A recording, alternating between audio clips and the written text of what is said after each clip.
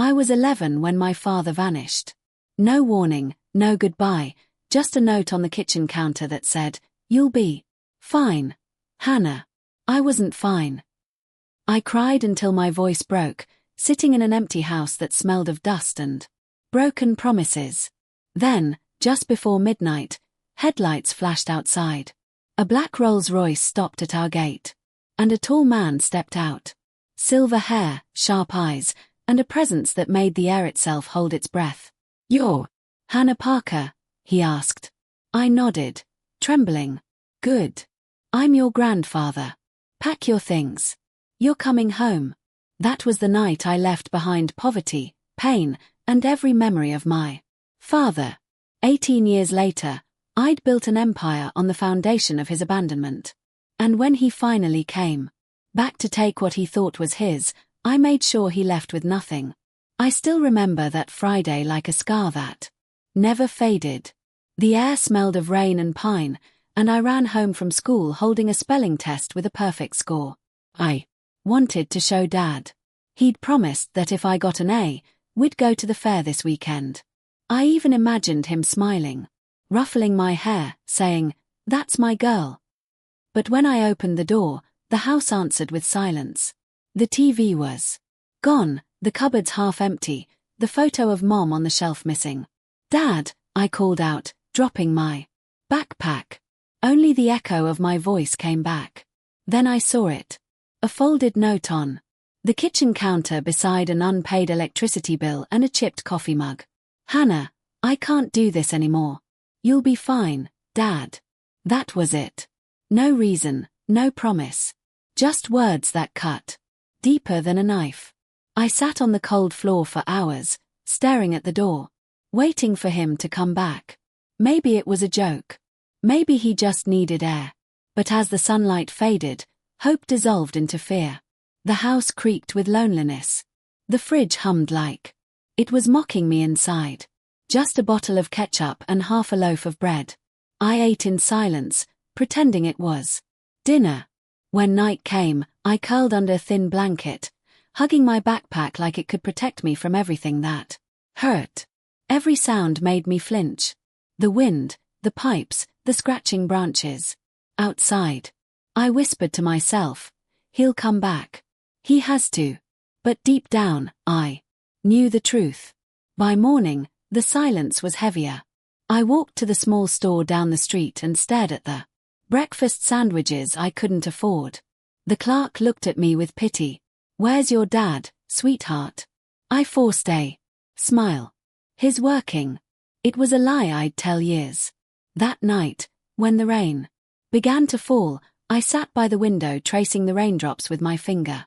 My heart hurt in a way I didn't have words for. That's when the headlights appeared outside, slicing through the darkness. A sleek black Rolls-Royce stopped in front of our sagging porch. The engine went quiet. A tall man stepped out, his figure framed by the streetlight. He wore a dark coat, polished shoes, and a look that didn't belong in my world. "Hannah Parker?" he asked, voice deep and calm. I hesitated. "Who are you?" He studied me for a long moment before saying, "Richard Whitmore, your grandfather." I froze. I'd never met him. Only heard Dad call him that stubborn old man. His mater said. He stepped closer. "Pack your things, child. You're coming with me." And just like that, the life I knew, the loneliness, the hunger, the waiting ended with the click of a car door. I didn't know it then, but that night was the beginning of everything. My salvation, my education, and eventually my revenge. The drive felt endless. I sat in the backseat of the Rolls-Royce, watching raindrops chase each other down the tinted window. The city lights blurred into ribbons of gold and grey. My hands clutched my backpack, the only piece of my old life I had left. Grandpa didn't speak for most of the ride. He sat across from me, reading something on his tablet, his silver hair catching every flash of passing headlights. Only once did he glance up and say quietly, "You're safe now, Hannah." Safe. The word felt foreign. When the car turned off the main road, The gate ahead loomed like something from another world. Whitmore Estate, spelled in wrought iron letters. The mansion behind it looked like a castle lost in time.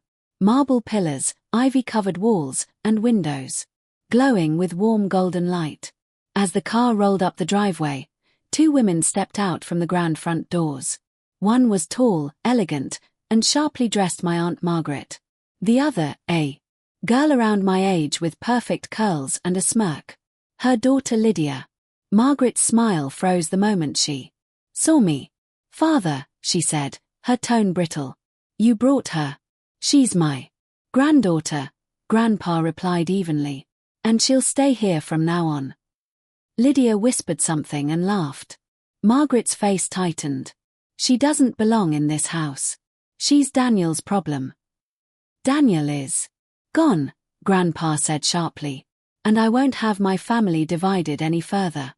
Margaret looked away, lips pressed thin. "Fine, but don't expect me to play babysitter." She turned, heels clicking, across the marble floor, the echo ringing in my ears long after she disappeared. Grandpa sighed, then turned to me. "Don't mind her. This house has more pride than warmth." He led me inside. The chandelier above glittered like 1,000 tiny suns. The hallway smelled of polished wood and old money. Paintings of stern ancestors lined the walls, each one looking like they were judging me. A maid showed me to a room on the second floor, bigger than my entire old house. A canopy bed, silk curtains, a fireplace that flickered gently. On the nightstand sat a framed photo of a little boy and an older man. Grandpa, and my father long ago. I stood there staring at it, heart tightening. "Why didn't he ever tell me about you?" I asked softly. Grandpa stepped into the doorway. "Because your father and I disagreed on everything, especially how to raise a child." "Did you ever love him?" I asked. His expression faltered for a second. "Yes. But sometimes love isn't enough to fix what's broken." He left, the heavy door clicking shut behind him. That night I lay awake in the vast bed, staring at the ceiling carved with gold leaves. The silence pressed in from every direction, not peaceful, but suffocating. I heard faint laughter from down the hall, Lydia's, sharp and cruel. Somewhere in this mansion, I realized, wealth didn't mean happiness.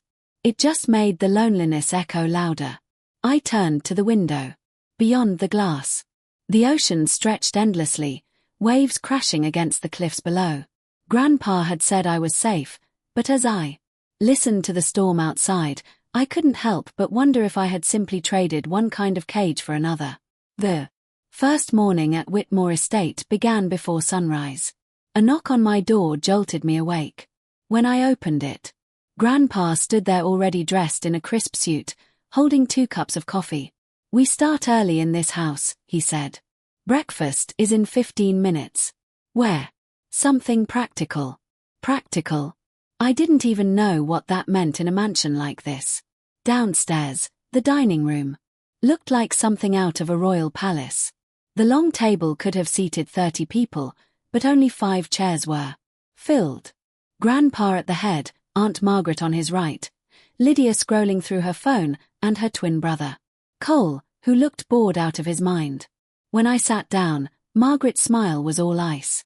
"Sleep well, dear?" she asked. "Yes, thank you." "Good. You'll need rest if you plan to keep up with Father's expectations." Grandpa shot her a look. "Margaret." She went silent. He turned to me. "After breakfast, you'll join me in the study. Time to learn what it means to be a Whitmore." I wasn't sure if it was an invitation or a warning. The study smelled of old leather and cedar. Sunlight poured across bookshelves stacked with finance ledgers, business manuals, and framed newspaper articles about Whitmore Holdings. Grandpa gestured to a chair. "Do you know what we do, Hannah? Construction, real estate. That's what people see," he said. "What we really do is build legacies brick by brick, deal by deal, and that requires discipline." He handed me a thick folder filled with numbers and market reports. "Start by finding which of these companies will fail within a year." I blinked. I don't know how to then learn. The world won't slow down to wait for you. That became our daily routine. Mornings with financial reports, afternoons shadowing. His meetings, evenings filled with notes and coffee that tasted like ambition. At first, I hated it. The pressure, the silence, the way Margaret's whispers followed me through the halls. She's playing student now, she told a guest. One night. But she'll never be one of us. I heard it all, and I remembered every word. Still, Grandpa saw something in me that no one else did. When I solved a cost analysis problem, he nodded approvingly. You think with instinct. That's rare. I felt warmth spread through me. Not the warmth of comfort, but recognition. For once, I wasn't invisible. One evening, after a particularly long lesson about stock mergers, I finally asked, why me? You have your own children, your own heirs. Grandpa sat down his pen and studied me quietly. Because you've known pain. People who've suffered don't waste opportunities. They fight for them. Then his expression softened. And because you remind me of someone I once was before wealth turned my children into strangers. His words stayed with me. Over the next few years, I changed. I stopped flinching when Lydia mocked me for studying instead of partying. I learned to negotiate with men twice my age. And every time I walked into the boardroom beside Grandpa, people noticed. They didn't see an abandoned girl anymore. They saw Hannah Whitmore sharp, confident, dangerous in silence. But success has a price. The more I grew into his world, the more resentment burned around me. Margaret saw it. Lydia hated it. Cole mocked it. And behind every polite smile at family dinners, I could feel it. The quiet war brewing under crystal chandeliers. The morning Grandpa died. The mansion felt hollow.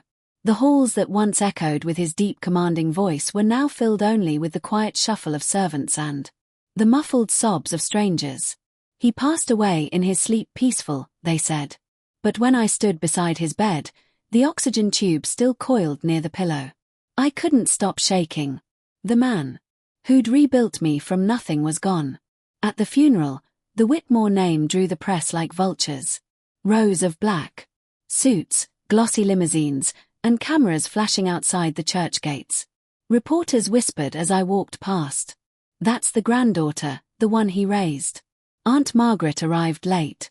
Draped in designer black, sunglasses hiding her eyes.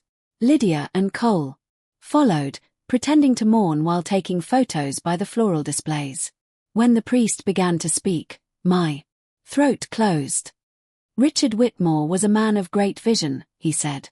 No, I whispered under my breath. He was more than that. He was my family. After the ceremony, the family gathered at the estate for the will reading.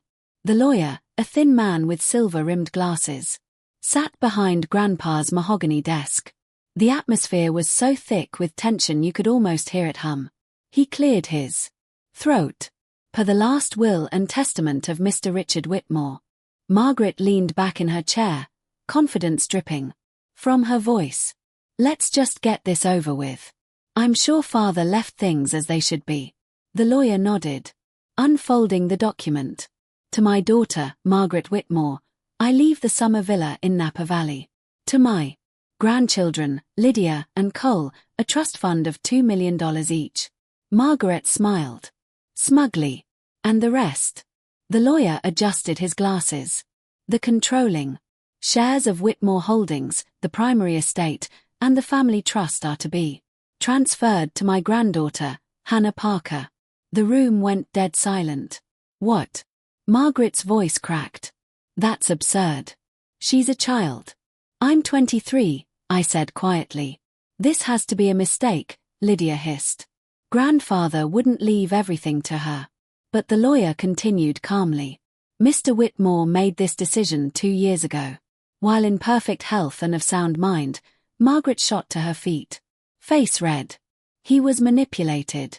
You used him, didn't you? I met her eyes. I didn't have to. He saw through all of you. She slammed her hand on the table. You'll regret this, girl. This company belongs to me. The lawyer closed the folder. I'm afraid, Mrs. Whitmore. That's no longer true. She stormed out. Lydia trailing behind, tears smudging her mascara. Cole lingered a moment longer, glaring. You think this makes you one of us? He sneered. No, I said. It makes me exactly what he wanted me to be, a Whitmore. Who doesn't need the rest of you, stated it naughty. That night I stood alone on the balcony of the mansion overlooking the Pacific. The wind carried the faint scent of cedar and salt, Grandpa's favorite. In my hand was the gold pocket watch he'd given me when I turned 18. Engraved inside were the words, "Integrity builds empires." I whispered into the night, "I'll protect everything you built, Grandpa, and I'll make sure they never destroy it again." But beneath the calm of my vow, I felt it. The storm brewing on the horizon. Margaret would never forgive this. And the war for the Whitmore legacy had just begun. 6 months after the funeral, I had memorized every corner of the Whitmore empire. I worked late into the night reading reports by lamplight while the rest of the family pretended to mourn. I was determined to prove I wasn't just a name on a will. I was the legacy itself. But power attracts vultures. Margaret had gone quiet since the will reading, which was more dangerous than her shouting. And then one cold Monday morning, I found out why. The boardroom on the top floor of Whitmore Holdings was a cathedral of glass and power-long table, skyline view, portraits of past chairmen watching over us. I walked in early, confident, briefcase in hand. But something was off. Half the directors avoided my gaze. My chair at the head of the table, Grandpa's chair, had been moved. Margaret sat there in my seat. She wore a pearl grey suit and a smirk that could cut steel. "Good morning, Hannah," she said sweetly. "We were just discussing the company's future without me," I asked. "Oh, we assumed you were stepping aside. For the good of the shareholders, of course." She slid a folder across the table, an official motion of leadership restructuring. My name was listed as temporarily suspended due to incompetence and emotional instability. I felt my blood go cold. "This is a joke." "It's a vote," she corrected. "And we've already taken it." She looked around the table. "All in favor?" Hands rose one by one. I stared at them. Men who'd shaken my hand, toasted my vision, smiled to my face. Every one of them betrayed me. On me. Margaret stood. "Effective. Immediately. I'll be assuming control. You can hand over your keycard and office files." She thought she'd won, but she'd underestimated the one thing Grandpa had taught me: best preparation. I opened my briefcase and pulled out a sealed envelope stamped with a gold Whitmore crest. "Actually, Aunt Margaret," I said calmly. "Grandpa anticipated something like this." She frowned. "What nonsense are you?" I handed the document to the company lawyer seated at the far end of the table. He adjusted his glasses, scanned it, and his eyes widened. "According to this amendment," he said slowly, "Mr. Richard Whitmore restructured the company charter 1 month before his passing. All board decisions required joint signature. Approval between the chair and the founder's appointed successor, which is Miss Hannah Whitmore." The room fell silent. Margaret's smile cracked. "You're lying." "Check the registry," I said, folding my arms. "It's filed with the State Corporate Bureau." The lawyer nodded. "It's valid." I leaned forward. "So unless I sign it, this little coup of yours doesn't exist." I mounted. Margaret's voice trembled. "You manipulative brat. You don't deserve this company. And you don't deserve Grandpa's name." I shot back. "You buried him with fake tears and came here plotting." The next day, she lunged across the table. But security guards stepped in, men I had hired weeks ago when I saw the signs. "Escort Mrs. Whitmore off the premises," I said quietly. Margaret screamed as they took her by the arms. "You'll regret this, Hannah. You think this is over." I watched her go, my heart pounding, but my face still. When the door slammed shut, the room was silent, except for the hum of the city below. That evening, I stood alone in the boardroom. The skyline reflected in the glass walls like 100 shattered mirrors. The sun was setting over San Francisco, painting the sky gold, the same color as Grandpa's pocket watch. I placed my hand on the chair, his chair, and whispered, "I did it, Grandpa. I protected what's ours," but the victory felt hollow. Because behind every triumph was a truth I couldn't escape. No win in this family ever came without blood. And as I looked out at the city, a knock sounded on the boardroom door. My assistant, Ella, peeked in. "Miss Whitmore, there's someone here to see you." "Who?" "A man. He says he's your father." I froze. For the first time in years, the air in my lungs turned to ice. That night, I would face the ghost that started it all. And no amount of wealth or power could prepare me for what he was about to say. He stood in the doorway of my office, smaller than I remembered, but still wearing the same beaten leather jacket from my childhood. The man who'd once walked out of my life without a goodbye. "Hannah," he said softly, voice shaking. "Don't." My tone was ice. "You lost the right to say my name 18 years ago." He took a hesitant step forward. His hair was mostly grey now, his face tired, weathered. "You look just like your mother," he whispered. I folded my arms. "You mean the woman you forgot to mention before you disappeared?" He flinched. "I didn't know how to raise you alone. After she died, I fell apart." "So, you left an 11-year-old alone in a house with a note?" "That's not falling apart, Dad. That's abandoning." He looked at the floor. For a moment, silence filled the room, except for the faint hum of the city below. Then, he reached into his pocket and pulled out a crumpled photo me. At 6 years old, missing a front tooth sitting on his shoulders. "I kept this," he said, "every day. I know it doesn't mean much, but I never stopped thinking about you." My throat tightened, but I forced myself to stay still. "Thinking about me didn't feed me," I said quietly. "Didn't stop me from crying myself to sleep in an empty house." He nodded slowly. "You're right. I deserve your anger. But Margaret told me you're trying to take the company away from the family. That's not what your grandfather wanted." The words hit like a slap. "Margaret sent you." He hesitated, and that hesitation told me everything. I laughed bitterly. "Of course, you didn't come here to make peace. You came because she needed a pawn." "No, Hannah, it's not like that." I slammed my hands on the desk. "It's exactly like that. You left me to starve, and now that I have something worth stealing, you show up waving her lies like a flag of love." He flinched again, eyes wet. "I just wanted to see you, to say I'm sorry." I stared at him for a long moment.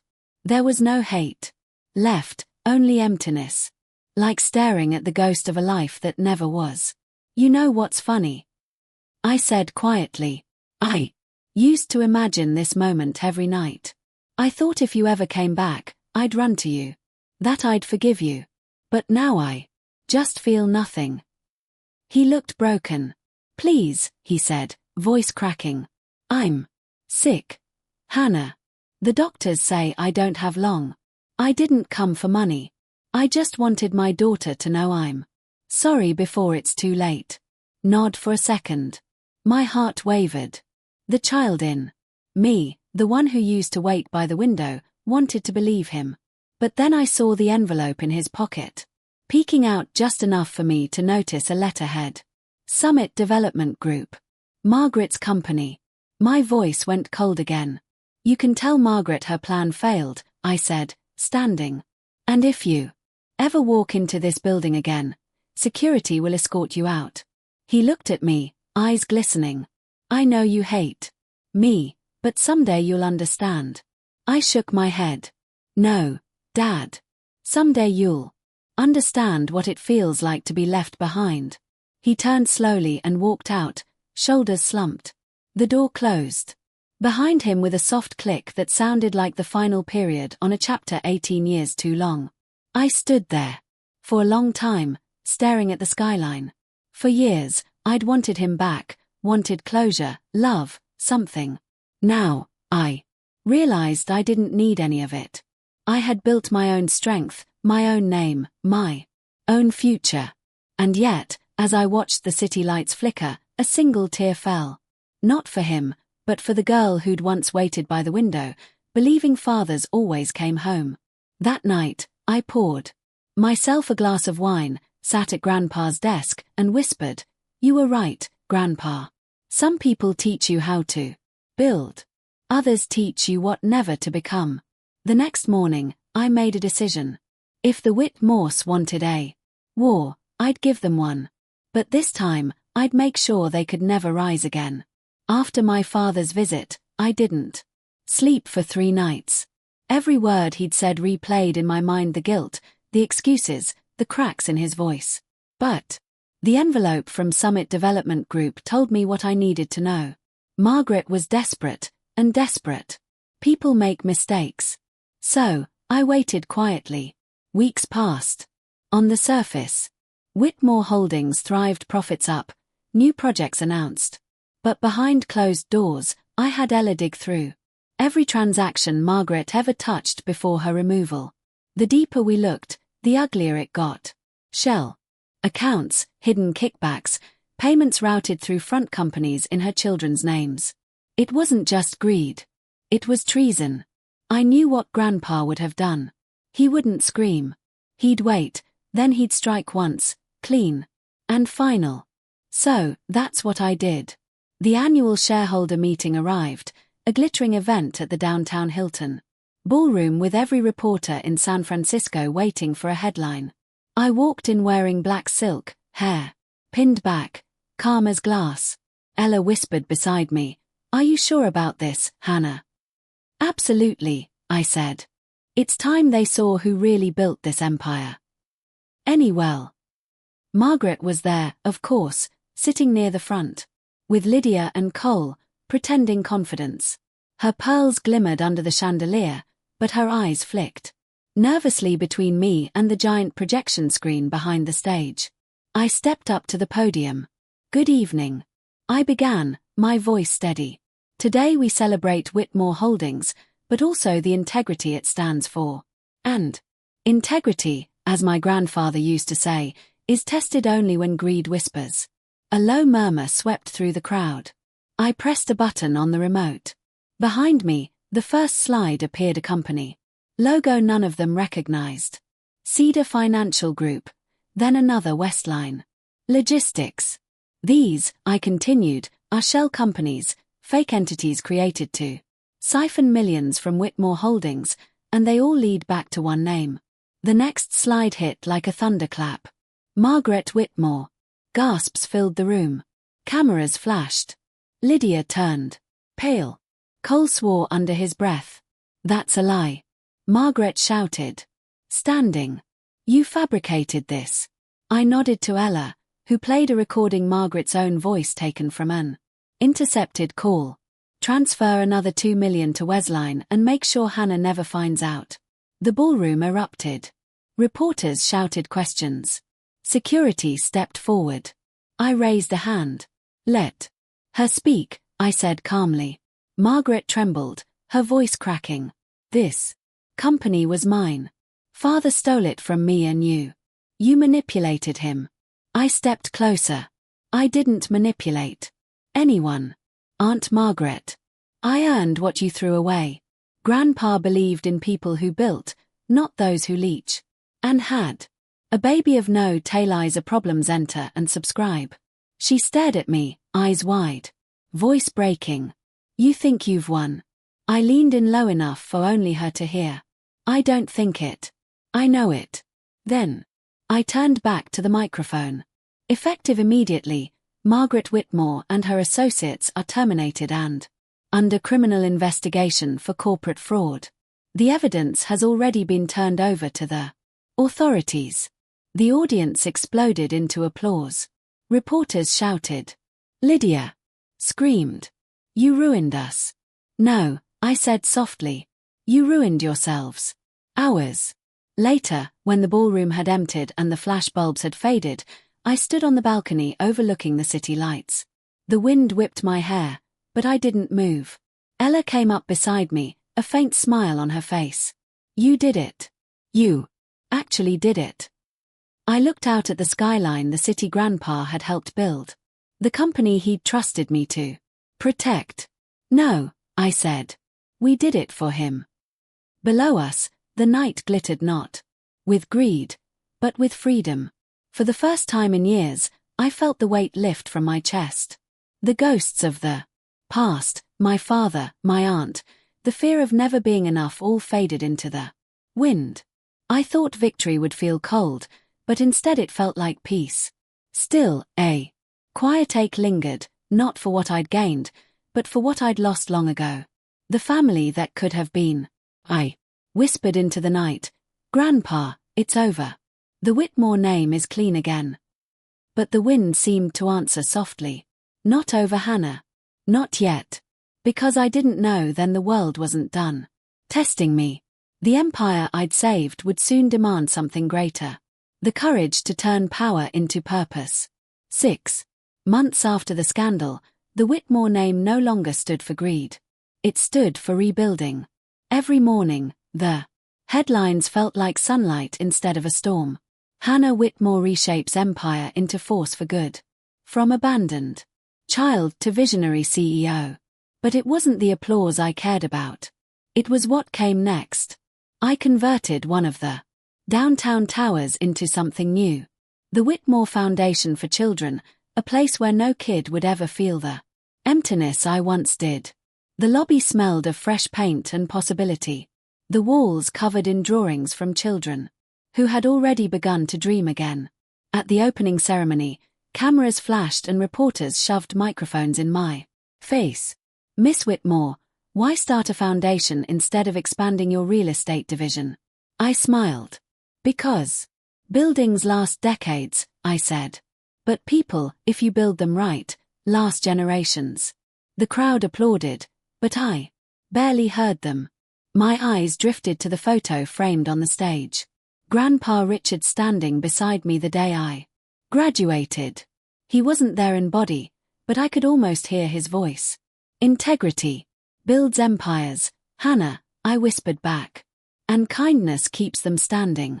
After the event, as the guests filtered out, I walked through the quiet halls alone. A little girl with pigtails tugged my sleeve. Miss Hannah, are you really a billionaire? I laughed softly. That's what the papers say. Then why are you helping kids like me? I knelt to her height. Because once I was one of you. Her smile was the kind of thank you no press release could ever give. A few weeks later, I drove up the coast to visit Grandpa's grave. A simple marble stone overlooking the Pacific. The sea breeze tasted like memory. I placed a single white rose and the gold pocket watch beside his name. We did it, I whispered. They tried to destroy what you built, but it's stronger than ever. For a moment, I swore I felt the warmth of a hand on my shoulder, the quiet approval of the man who had saved me from the dark. When I turned, no one was there, only the ocean stretching into forever. That night, back at the mansion, Ella joined me on the balcony with 2 glasses of wine. You know, she said, you could finally take a break. Maybe write a book or, I don't know, fall in love. I laughed. A book, maybe. Love. I looked at the stars. That's still under negotiation. She nudged me gently. You deserve happiness, Hannah. Maybe happiness isn't something you chase, I said softly. Maybe it's something you build one good choice at a time. The waves crashed far below and for the first time the sound didn't remind me of loneliness. It reminded me of rhythm of life still moving forward. A month later, an envelope arrived. No return address, just my name and shaky handwriting. Inside was a short note. I'm sorry again. I'm proud of you, Dad. No signature, no address, just that. I sat there for a long time, staring at the words, and instead of anger, I felt Release. He'd taken so much from me, my childhood, my trust. But I finally realized he couldn't take my peace. I folded the note and placed it in the same drawer as Grandpa's watch. Then I whispered goodbye and meant it. Today, when I walk through the halls of Whitmore Holdings, employees don't look at me as the girl who inherited everything. They see the woman who earned it, the one who turned pain into purpose. And every time I see a new project rise from the ground, I remember that 11-year-old girl sitting on the kitchen floor staring at a note that said, "You'll be fine." She was more than fine because she built her own empire, not of glass and steel, but of hope, integrity, and compassion. When people ask how I did it, I always give the same answer: by never letting the past define who I could become. Now, when the sun sets over the Whitmore estate and the ocean turns gold, I lift my glass to the horizon and whisper, "This is for you, Grandpa, and for every lost child who never stopped believing there was more." And somewhere in the wind, I swear I can still hear him smile.